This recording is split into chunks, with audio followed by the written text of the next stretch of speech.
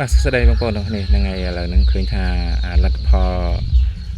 ចេញមកហើយបងប្អូនណាគឺយើងព្រឹកមិញគឺយើងពីល្ងាចយើងធ្វើការប្រកាស20គូបងប្អូនហើយពេលព្រឹកឡើងឃើញថាវាមានការធ្លាក់ពងច្រើនហើយក៏វាមានលាយឡំទៅដោយពងខ្ចីផងដែរបងប្អូន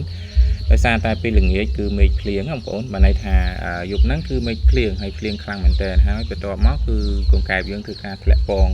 ខ្លះៗបងប្អូនហើយបន្ទាប់មកស្អែកឡើងពេលល្ងាចគឺយើងធ្វើការប្រកាសវាបន្ថែមទៀតអញ្ចឹងយើងសង្ឃឹមថាវាបាន50%អីចឹងណាបងប្អូននេះប៉ុន្តែជាក់ស្ដែងគឺផឹកឡើងគឺធ្លាក់ច្រើនមែនតើបងប្អូនក៏ប៉ុន្តែធ្លាក់ច្រើនហ្នឹងទន្ទឹមនឹងច្រើនហ្នឹងគឺវាមានលាយជាមួយនឹងពងខ្ចីមកដែរចឹងណាបងប្អូននេះហើយយើងសង្ឃឹមថាបានចន្លោះពី30%ឬក៏40%បងប្អូននេះប៉ុន្តែអ្វីដែលយើងបានមកគឺច្រើនមែនតើបងប្អូនរហូតដល់70ទៅ80%បងប្អូនគឺញាស់ច្រើនមែនតើហើយ20គូបងប្អូនអាចមើលទស្សនវិជ្ជាបាននេះគឺញាស់ឡើងខាប់ទឹកតែម្ដងនេះដោយសារតែយើងទឹមបានមួយថ្ងៃបងប្អូនមកយើងប្រកាសពីល្ងាចស្មានហ្នឹងហើយឥឡូវទៅមកដល់ស្មានហ្នឹងវិញទេអញ្ចឹងវាទឹមចេញជាតកៅទឹកទេណាបងប្អូនចេញជាប៉ុនតកៅទឹកទេអញ្ចឹងវាអាចនឹងស្អែកទើបឃើញច្បាស់មែនតើបងប្អូនណាស្អែកឃើញច្បាស់ហើយឥឡូវយើងកុំឲ្យខាត់ពេលយូរយើងទៅមើលពីការរៀបចំសម្រាប់ស្តុកនៃបាពូយើងបន្តទៀតដោយសារតែថ្ងៃនេះគឺយើងធ្វើការកែបងធ្វើការកែទៅលើប្រព័ន្ធអាងដោយសារតែពីមុនហ្នឹងគឺវាមានបញ្ហាជាមួយនឹងការលាងបន្តិចណាហើយយើងទៅមើលទាំងនេះបងប្អូនបាទបងប្អូននេះគឺពីមុនគឺយើងរៀបបិទផ្ចិតចឹងណាបងប្អូនណាការយើងធ្វើខាន់វាមកប្រឡោះអញ្ចឹងហើយយើងដោយសារតែពេលនោះគឺយើងអត់បានគិតគូរបានល្អណាស់ណាបងប្អូនយើងគិតថាអាចឡើងទៅលើខឿននេះហើយយើងធ្វើការលាងណាប៉ុន្តែជាផលអវិជ្ជមានគឺវាលំបាកបងប្អូនលំបាកក្នុងការឡើងចុះមួយថ្ងៃពីរដងក្នុងការចូលទៅលាងសម្អាតអាងនេះអាងនោះនេះចឹងណាបងប្អូនអរគ្នានេះគឺជាអាងស្តុបមេពូជគឺវាមាន4អាងបងប្អូនឥឡូវនេះយើងកែវាមកចេះវិញបងប្អូនគឺយើងធ្វើការវាយប្រឡោះក្តារនេះចេញហើយយើងធ្វើការរៀបគៀនខាងនេះហើយចឹងយើងដើរចូលចឹងណាបងប្អូនណាបាទអញ្ចឹងវាងាយស្រួលណាយើងដើរចូលចឹងមកបាទបងប្អូនអញ្ចឹងឃើញយើងដើរមកដល់យើងអត់ពិបាកលោតឡើងដូចមុនទេមុនវាមានការលំបាកក្នុងការលោតឡើងមកលើអាងហ្នឹងហើយយើងធ្វើការដកឆ្នុកអញ្ចឹងវាពិបាកផលវិជ្ជមានของវាគឺពិបាកយើងធ្វើចឹងអត់សំណុកអត់ស្រួលទេបងប្អូនអញ្ចឹងយើងគ្រាន់តែលូកដៃដកឆ្នុកចេះមកបងប្អូនណាហើយយើងពិបាកខ្លួនមកខាងនេះយើងលូកដៃដកឆ្នុកខាងនេះហើយខាងនេះគឺយើងអត់វាយទេណាបងប្អូនណាពីមុនគឺយើងរៀបចែបងប្អូនឃើញទេឃើញខាន់ចឹងណាខាន់ចឹង4ជ្រុងអត់មានប្រឡោះកដាលដែរអញ្ចឹងគឺឥឡូវនេះយើងកែត្រង់ចំណុចទៅនឹងបន្តិចណាបងប្អូនធ្វើក៏គិតដល់ចំណុចហ្នឹងដែរយើងឡើងចុះពិបាកដែរណាបងប្អូនបាទដូចជាក្មេងៗអីទៅការលោតចុះលោតឡើងអាចនឹងប៉ះជង្គង់ប៉ះអីចំជាមួយនឹងឥដ្ឋហ្នឹងវាអាចជាជង្គង់អីដែរហើយយើងហ្នឹងក៏ពិបាកក្នុងការលោតឡើងចុះដែរអញ្ចឹងបន្តមកទៀតគឺប្រឡោះនេះគឺយើងគ្រាន់តែឈោងដៃដកស្នុកនេះចេញមកអូខេហើយខាងនេះចឹងដែរយើងឈោងដៃដកស្នុកចេញមកអូខេរួចហើយការប្រព័ន្ធប្រហូរទឹកហ្នឹងគឺយើងតភ្ជាប់មួយគ្នាអញ្ចឹងដូចគ្នាណានេះក៏ដូចគ្នាដែរដូចជាមេពូជដែរមេពូជញីដែរមេពូជញីក៏យើងធ្វើបែបហ្នឹងដែរប៉ុន្តែក៏ថាយើងធ្វើវែងយ៉ាងនេះបងប្អូនយើងធ្វើវែងយ៉ាងនេះណាហើយ system នេះវាសរៀងគ្នាទេបងប្អូនណាសរៀងគ្នានេះទេនោះគឺជាមេពូជឈ្មោលបងប្អូនណាមេពូជឈ្មោលគឺនៅក្នុងនោះទាំងអស់បន្ទាប់ពីយើងធ្វើការបង្កាត់ម្ដង25គូឬក៏30គូមកគឺយើងយកមកដាក់អញ្ចឹងដូចគ្នាបងប្អូនណាគឺយើងយកមកដាក់ចូលអាងនឹងដូចគ្នាណាបាទដាក់ចូលអាងនឹងសប្តាហ៍ទី1ទៅហើយបងប្អូនបង្កាត់សប្តាហ៍ក្រោយឬក៏យើងវាយហៅថាវគ្គ1វគ្គ2ចុះអញ្ចឹងវគ្គទី2បងប្អូនបង្កាត់មួយសាទៀតប្រមាណក្បាលចំនួនប្រមាណក្បាលក៏ដោយបងប្អូនអាចយកមកដាក់នៅក្នុងអាងទី1នេះបាន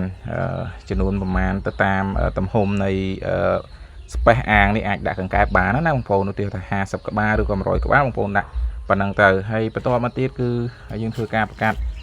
សប្តាហ៍ទី2ឬក៏វគ្គទី2គឺយើងធ្វើការដាក់ដូចគ្នាចឹងបងប្អូនណាគឺដាក់មកអាងនឹងមកបាទអាងហ្នឹងទៅយើងវិលជុំចឹងណាសប្តាហ៍ទី3យើងដាក់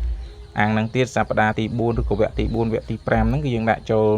មកប្រឡោះបានថា2វគ្គដាក់ចូលមកវគ្គបងប្អូនណាដាក់2វគ្គដាក់ចូលមកប្រឡោះហើយយើងវិលជុំមកចឹងទៀតណាបងប្អូនណាបាទយើងធ្វើចឹងវិលជុំចឹងមកដើម្បីកុំឲ្យវាច្រឡំ មេពូជរបស់យើងវាមានការលំបាកដែរពេលយើងច្រឡំទៅវាអាចនឹងថាអាមុនបង្កាត់ហើយទៅចាប់អាថ្មីអាទឹមបង្កាត់នឹងយកមកបង្កាត់ទៀតអញ្ចឹងវាធ្វើឲ្យការធ្លាក់ពងផុនកង្កែបយើងហ្នឹងវាអត់សូវបានល្អដែរហើយបន្ទាប់ពីយើងធ្វើការបង្កាត់ហើយអស់បងប្អូនណាអស់ហើយយើងចាប់ផ្ដើមយកអាកង្កែបដែលយើងធ្វើការបង្កាត់ពីថ្ងៃមុនហ្នឹងណាពីថ្ងៃមុនបានន័យថាសប្តាហ៍ទី1ឬក៏វគ្គទី1គឺនៅអាងនេះណាបងប្អូនយើងចាប់វាបង្កាត់ហើយយើងយកទៅដាក់នៅអាងធំវិញបងប្អូនណាដាក់នៅអាងធំនោះវិញទៅណាយើងយកទៅដាក់នៅអាងនោះវិញអញ្ចឹងទៅហើយយើងចាប់សប្តាហ៍បន្ទាប់ទៀតយកទៅដាក់នៅអាងនោះទៀតបន្ទាប់ពីយើងធ្វើការបង្កាត់ទី2វគ្គបន្ទាប់ទៀតគឺយើងចាប់ផ្ដើមបង្កាត់នៅអាងនេះបងប្អូនមែនអត់អញ្ចឹងយើងយកអាងនេះយកមកដាក់ចូលអាងនេះវិញណាអាងនេះយកមកដាក់ចូលអាងនេះវិញយើងវើជុំអញ្ចឹងបងប្អូនធ្វើមិនឲ្យទៅស្រួលណាយើងវើជុំអញ្ចឹងទៅហ្នឹងហើយវាងាយស្រួលក្នុងការចំណាំមេពូជណាបង្កាត់ហើយមេពូជណាបានបង្កាត់វីដេអូនេះខ្ញុំនិយាយអដាពាក់ព័ន្ធជាមួយបញ្ហានេះដោយសារតែខ្ញុំកន្លងមកហ្នឹងវាមានបញ្ហាត្រង់ចំណុចនេះញ៉ៃត្រង់ចំណុចហ្នឹងអញ្ចឹងក៏ខ្ញុំសង្ឃឹមថាបងប្អូនដៃថ្មីគាត់ប្រកាសជាគិតដល់ចំណុចនេះហើយអញ្ចឹងបងប្អូនធ្វើទៅតាមហ្នឹងក៏បានបងប្អូនមានកម្មវិធីឬក៏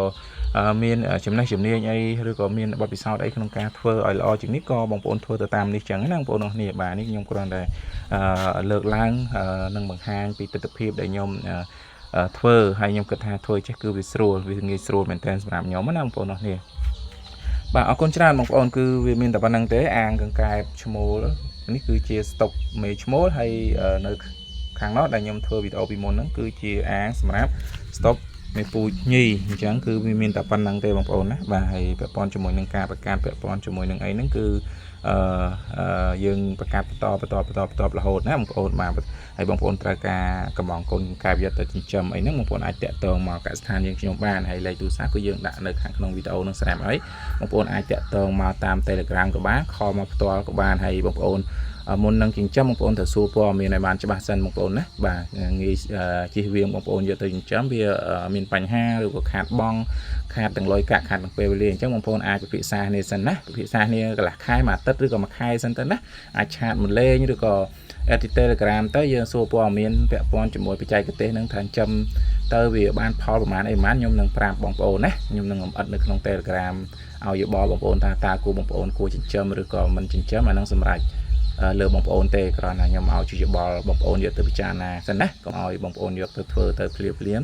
ទាំងដែលបងប្អូនឃើញថាខ្ញុំធ្វើទៅបានឃើញគេធ្វើទៅបានចង់ធ្វើតាមគេខ្លាចបងប្អូនធ្វើទៅវាខុសអញ្ចឹងបងប្អូនតាក់ទងមកខ្ញុំឲ្យយោបល់បងប្អូនសិនថាបងហើយបងប្អូនរកស៊ីអីបងប្អូនធ្វើអីអាចចិញ្ចឹមបានអត់ហើយតើការចិញ្ចឹមផងបងប្អូនហ្នឹង